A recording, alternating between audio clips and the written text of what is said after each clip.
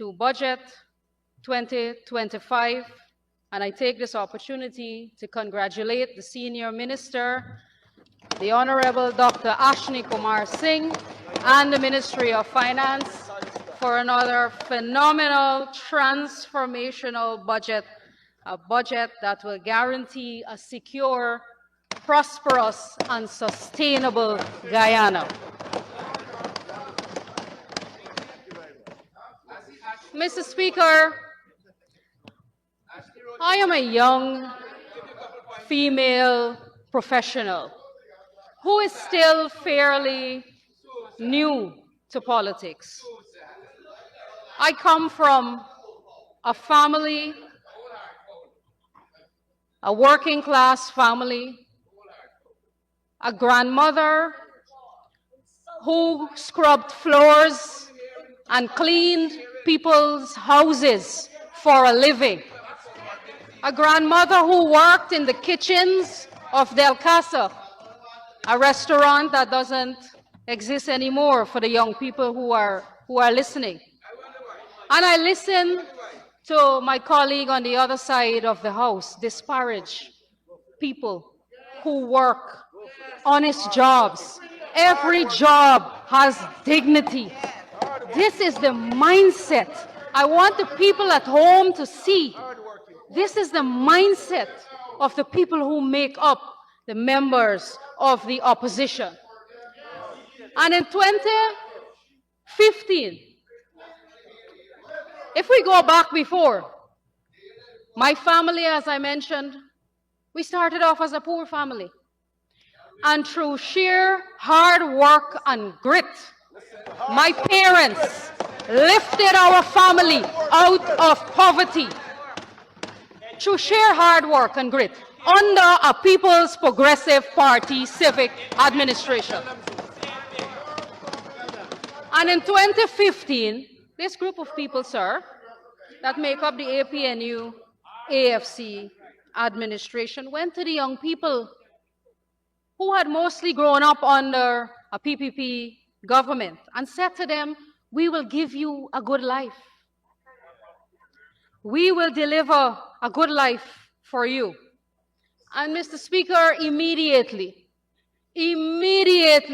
after assuming government, we had buyer's remorse. We saw immediately the destructive nature of the APNU AFC. We saw immediately how they destroyed the economy. They sent home 7,000 sugar workers, putting them and their families, 28,000 people, on the breadline, and they come here to feign concern for poor people. They sent home 2,000 CSOs, putting those young Amerindian people out of a living. Their idea of job creation, former President Granger said they must go and make guava cheese and plantain chips. That is the truth. That is the truth. Where was the outrage? Where was the outrage from young people like Ms. Jurita Fernandes in the 2015 to 2020 period? Where was her voice? Where was the voice of all of the people who make up the members of the opposition when they were wreaking havoc on this country, when people couldn't find jobs, when people were sent to the breadline, when the private sector were closing businesses? There was no interest in this country. There was no demand created for people to open new businesses. Where was the support for small businesses when they slashed the grant for the small businesses? Where was their concern then? Mr. Speaker, we listened to the opposition members, and they will come to this parliament and distort the reality of what people face in this country under the APNU AFC tenure in office. And this was just 5 years ago. Just 5 years ago. And young people, and I'm so disappointed that young people like Jurita Fernandes, would come to this house and make excuses for the APNU, AFC. And that's why the young people at home who once thought that they could have given them a chance, I hope that they are seeing, I hope that they saw the destruction of the economy during those 5 years. They broke all their promises to the young people. They broke their promises to all the people of Guyana. They broke their promises to the farmers. They said rice is private business. And we can go through a list of all of the promises they made, even to the young people. They're talking about support for education when they raised the fees at the University of Guyana, where they put VAT on education, where they took away the grant from the school children. That is their philosophy. That is their ideology. And that is their track record. And that is what the people of Guyana have to remember when you come to this house and you pretend to care, and you pretend to care for children and women and young people. Even my honorable member recently contested for the chairmanship of her party, and she lost. And worse yet, look who she lost to. An older gentleman, but somebody with a lot of baggage. Her party didn't give her a chance. Contrast that, Mr. Speaker, contrast that with us on this side of the House. Recently, a seat became vacant in this National Assembly with the resignation of Honorable Dharam Kuraj Siraj. And who did we replace him with? A young, vibrant, a young, hard-working man, Member of Parliament Suresh Singh. This is how we treat young people on this side of the House. We reward them, we recognize their hard work and their contribution that they have to make, and we've given him a seat. We have other young people, young women like Sarah Brown, young, hard-working Amerindian woman who works hard, fight hard for the rights of Amerindian people. She sits in this house as a young member of Parliament. That is our track record. That is our inclusivity of young people and women.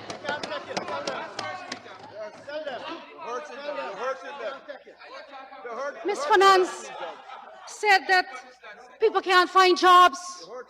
Can you imagine? People can't find jobs. I don't know what fictional world these people are living in, and coming here to this house and trying to create as though people don't remember. As though people don't remember a time when they couldn't find work. People know now, families who are watching this debate, no, we just came out of Christmas. People know they can't find a carpenter, they can't find a plumber, they can't find an electrician, they can't find a painter, because everybody is working. The construction sector has increased. People are hard at work. That is not a bad thing, that is a good thing. Guyanese fled this country in the 70s and 80s, fled on democracy, fled our undemocratic government, and migrated to the United States and other places, and did hard work, scrubbed other people's floors, and worked in restaurants, and today have made a successful life for themselves. And they come to this house and disparage those hard-working people. Mr. Speaker, this budget was presented a week ago, and I struggled to find one sensible criticism of this budget from the opposition. I struggled. But Ms. Finance will come to this house and tell you that this budget has nothing. It has nothing for nobody. That is the criticism that they will come to this house. But let me tell the public, Mr. Speaker, let me tell the people what this budget has for them. Mr. Speaker, this administration, the People's Progressive Party civic government, has policies that will take care of people from the cradle to the grave. Their entire life. Cradle to grave care. From the time you are born, every Guyanese mother will be given $100,000 compliments of the government of Guyana. First time ever. From the time they start, the PNC, AFC, APNU, whatever they call themselves, put VAT on medical supplies. Under their leadership, it became more expensive to access medical care in this country, putting VAT on supplies and medication, making it more expensive. From the time the children start school, they will receive the Because We Care grant. They will go to school and get textbooks. They will get meals at their schools. All of that provided by our government's policies. They talk about old age pension. Can you imagine?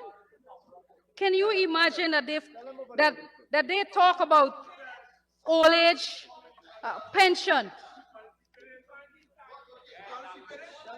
We have kept our promises to all of the people in this country. Going back to health, the honorable member mentioned about a few who will benefit from the voucher from the Ministry of Health.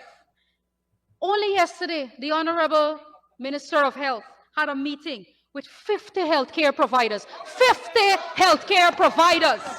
Every lab that is registered in this country will honor that voucher.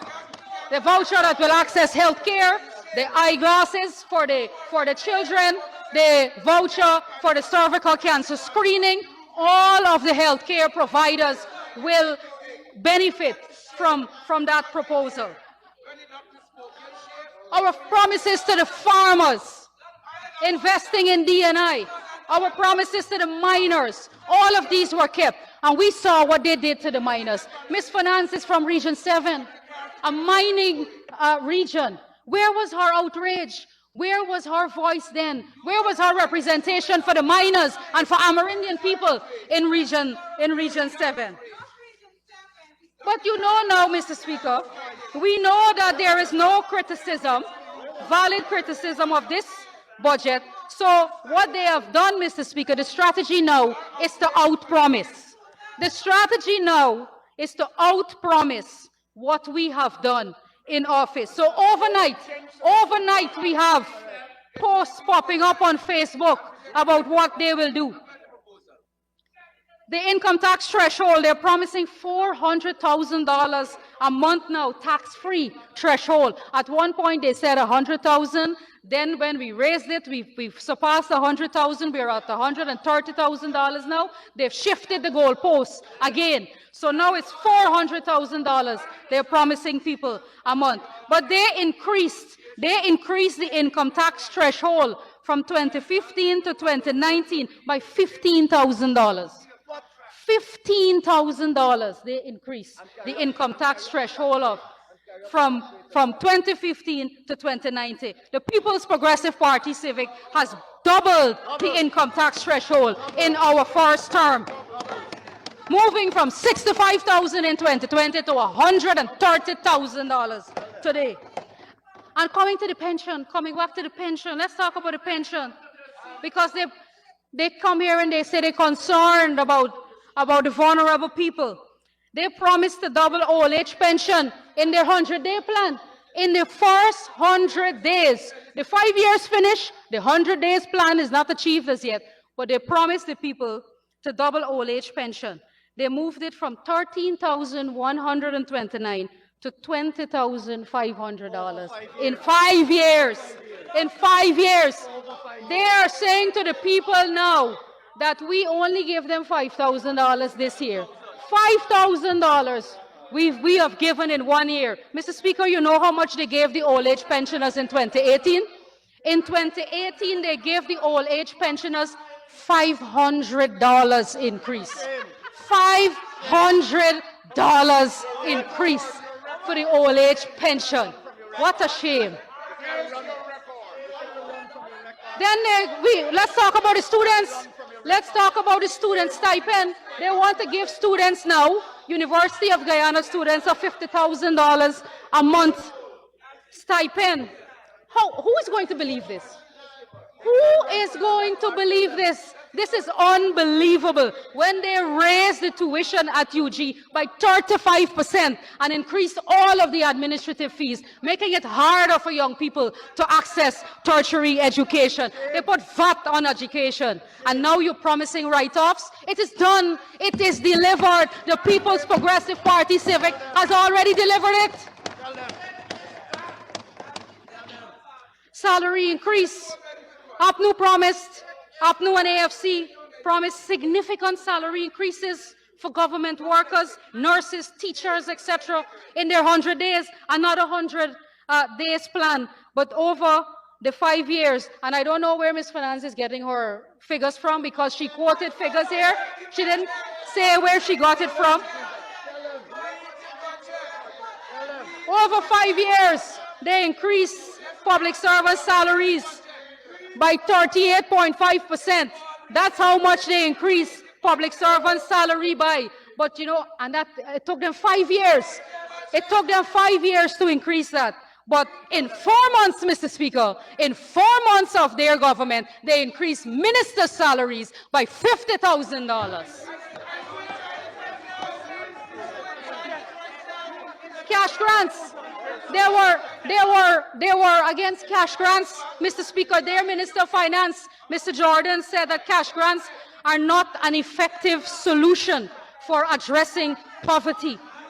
Now they are promising regular and guaranteed cash grants, over $100,000 a month, $100,000 a month in cash and benefits, plus $100,000 hard cash. Mr. Speaker, who is going to believe this? Who is going to believe this? They took away $10,000 from the school children and they're coming to tell the people they'll give them $100,000 a month. Every single Guyanese knows this is bluff. This is bluff. This is all gaff. Your track record tells a different story. Subsidies. They now want to give subsidies for water and electricity. They took away the subsidies from the pensioners. They took it away. We reinstated. We reinstored it. They put VAT on water and electricity and now coming with subsidies for water and electricity. This is also done. It's completed. We did the work. It is delivered. Mr. Speaker, and you notice, I ain't even come to the electoral fraud. I ain't even come to how the whole thing exploded at the end when the people of this country booted them out because of the arrogance and callousness that they witnessed from the opposition. So let's talk about the debt, Mr. Speaker. The honorable member mentioned the debt. Let's talk about the debt. Mr. Speaker, total external debt has to be measured by the size of the economy. You have to have capacity, sir, to service debt. People know that the more you are earning, the more your capacity to borrow. Mr. Speaker, there's nothing genius. There's nothing genius in that. Don't try to come here and overcomplicate something that is very simple for the people at home to understand. The more you earn, the more your capacity to borrow. What should people do, Mr. Speaker? What should we do? Should we tell the people, let's save the money, save all of the money, do not build the roads, do not build a bridge across the new Demerara River. We should wait until we have the cash to do it, while people continue to suffer and spend time in traffic. We shouldn't build the bridge across the Wismar River. We should leave the Londoners to punish there. We should let people continue to suffer in blackouts. We shouldn't build the gas to energy project. Is that what they want? Is that their strategy, Mr. Speaker? Don't do anything? Well, that is characteristic of them. They did nothing in their 5 years. The ratio of public debt to GDP, Mr. Speaker, decreased from 47.4% in 2020 to 24.3% in 2024, the second lowest debt to GDP in the Western Hemisphere. That is a fact. Debt service to government revenue was 8.5% in 2020. By the end of 2024, it has fallen to 5.2%. This is prudent management, Mr. Speaker, prudent management. Mr. Speaker, they don't want us to compare 2015 to 2020 or 2025. So I'll do them a favor. I will compare 1992. I will compare 1992 to today. In 1992, sir, we were using 100% revenue to service debt, Mr. Speaker. That is the economy that the PNC left for us, a bankrupt economy. And the PPPC brought us through that period, through that difficult period, with prudent management. We brought this country back to a period of surplus, a place where we have surplus from dire economic straits that the PNC government left us in 1992. Are you telling people they should not go to the bank to access a mortgage to build their homes? Is this what they're telling the people? Why are they scaring people? Why are they trying to frighten people about debt? This is a grave disservice, Mr. Speaker, to their supporters and to everyone who is watching. The external debt in 1992 was $2.1 billion. 1992, Mr. Speaker. Today, you said you don't want us to compare your period. So we're comparing from 1992. $2.1 billion external debt. The external debt today is almost the same. In an oil economy, it is $2.2 billion. We were one of the poorest countries then. We had no capacity to service debt. Today, we are in a stronger financial position to service debt. It is nothing to be afraid of. It is how we are building the economy and building the infrastructure for the future. They racked up that debt of $2 billion, Mr. Speaker, in 1992 with nothing to show for it. Nothing. No roads, no schools, no hospitals. An impoverished country. All the people were poor. People were fleeing this country, migrating from economic hardships. That is the devastated position that we were left in 1992. Today,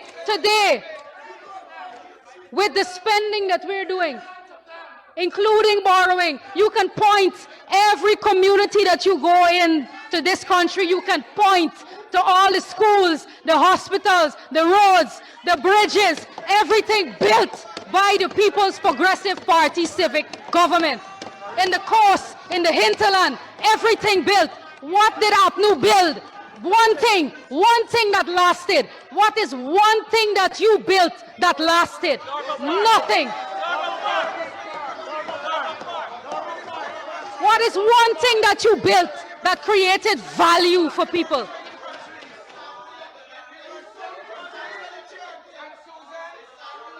Mr. Speaker, they will come and they will talk about infrastructure. They say people can't eat roads and bridges.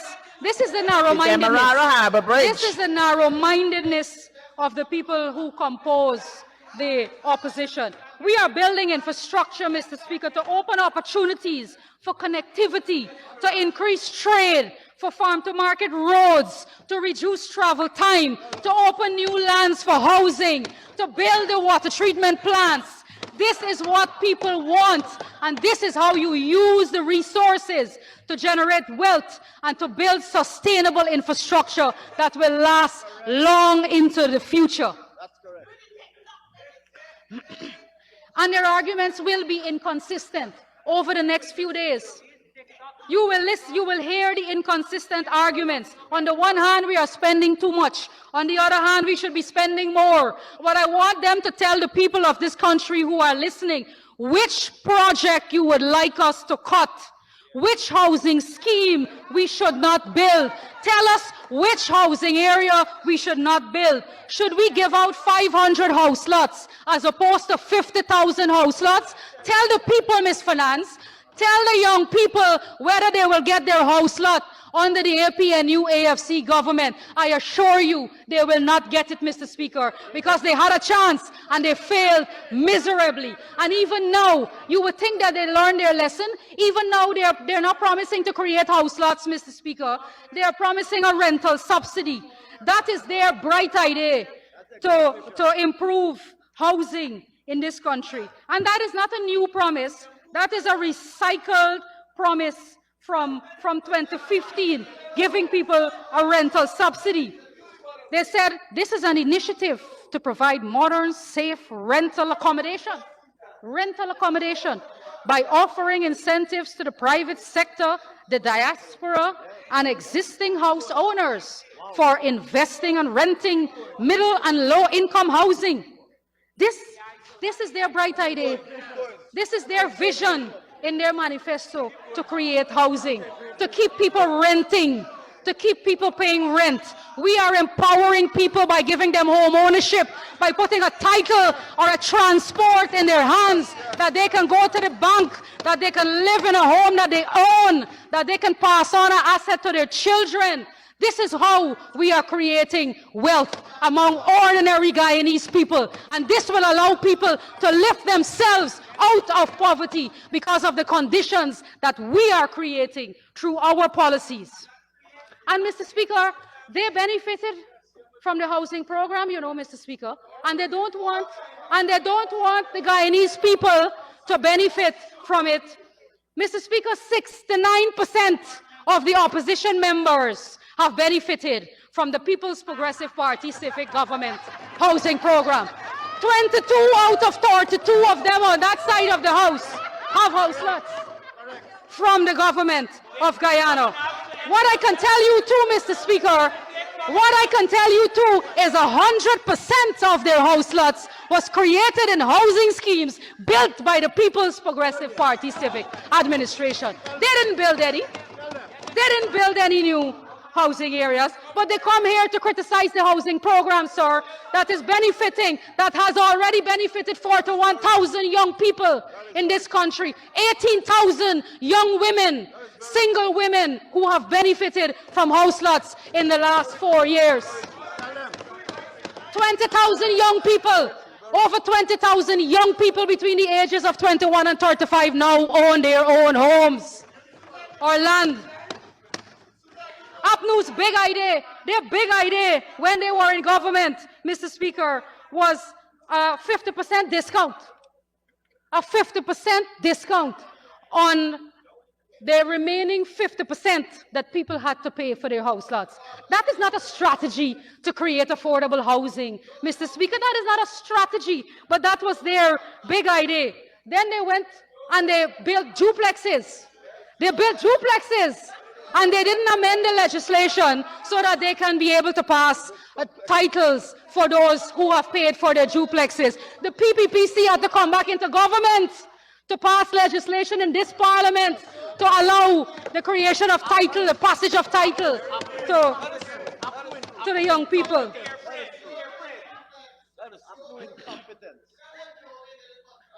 We have continued to invest, Mr. Speaker, in support infrastructure in existing and new housing areas.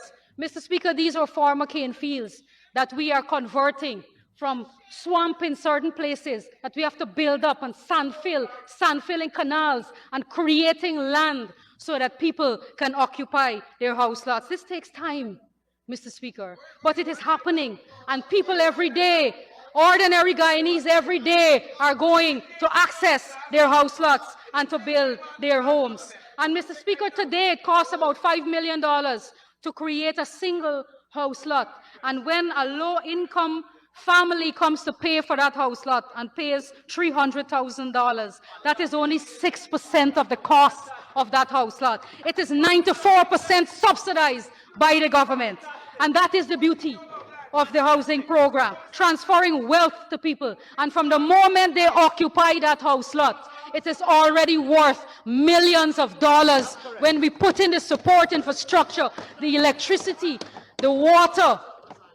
They can go to the bank and leverage the value of that house lot. We have further promoted home ownership through our housing construction drive, with 2,000 homes already completed across all income brackets. We've provided over 1,600 steel and cement subsidies to families for them to start building their homes.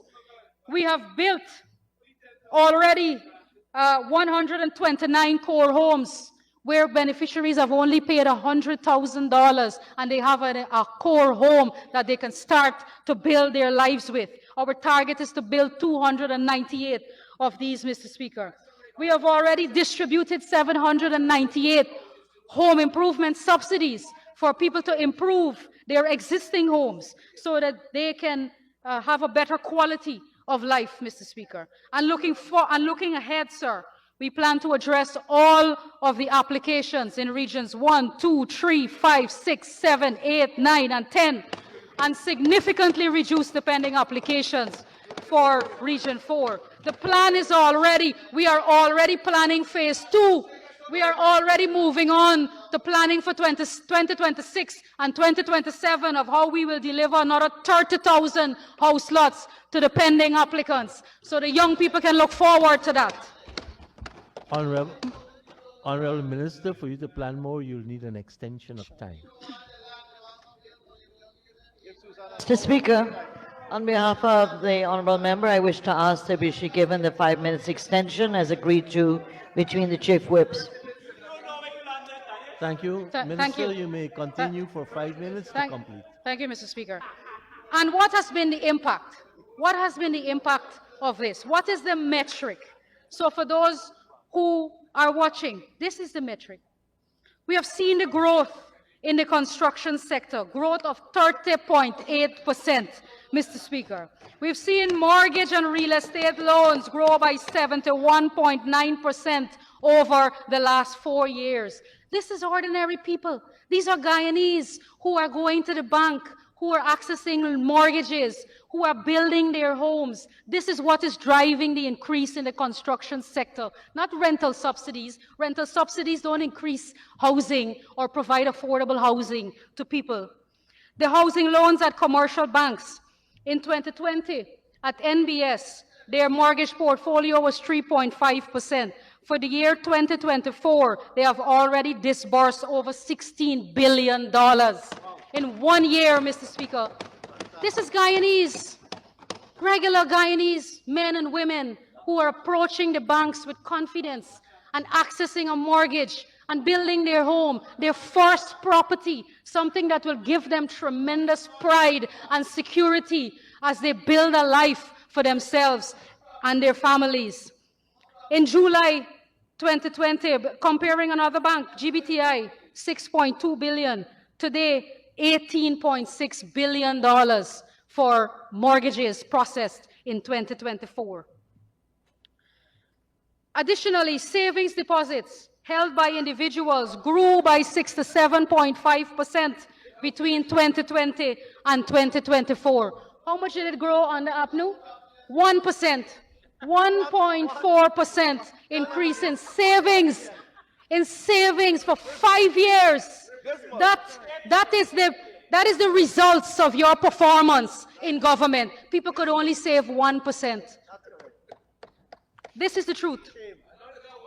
Private sector credit increased by 19.8% in 2024, with a cumulative increase of 73.4%, only possible in a stable country with sound economic policies. Mr. Speaker, water.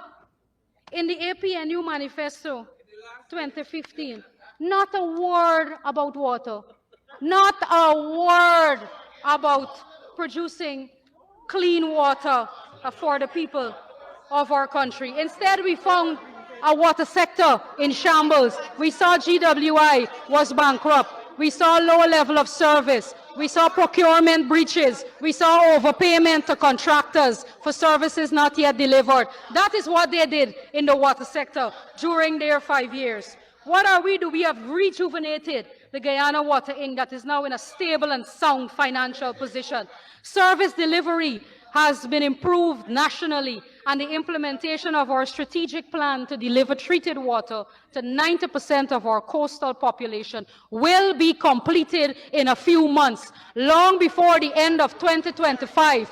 All of the people who have been calling on us about the quality of water that they are receiving, they will be receiving clean water long before the end of 2025, water that you can drink. We have already commissioned the first water treatment plant at Caledonia, and we have 6 other new large water treatment plants that will be commissioned in the next few months that will deliver safe and clean water to the people on our coastline. This is being built. Imagine, they're saying it's another promise. I just said we commissioned one of the water treatment. Are you not listening? We commissioned one. 6 are at testing phase, Honorable Duncan. 6 are at the testing phase. They're built. You can see it. It's at Cummins Lodge. It's at Bachelor's Adventure. They can see it. Mr. Speaker, I think these people live in orbit. I think sometimes they live in orbit. And looking across, sir, at the hinterland, our Amerindian brothers and sisters, we have increased supply in the hinterland from 46% in 2020 to 91% at the end of 2024, drilling 130 new wells in the hinterland regions, with 40,000 Amerindians receiving first-time access to clean water. This is our legacy, Mr. Speaker. We deliver for all the people of Guyana. This is how the culmination of all of these programs, policies, projects in all of the sectors is how you reduce poverty and unemployment and inequality, and you usher in a period of prosperity for the people of our country. And so, Mr. Speaker, thank you very much for your indulgence, and I wholeheartedly commend Budget 2025 for passage in this House. Thank you very much,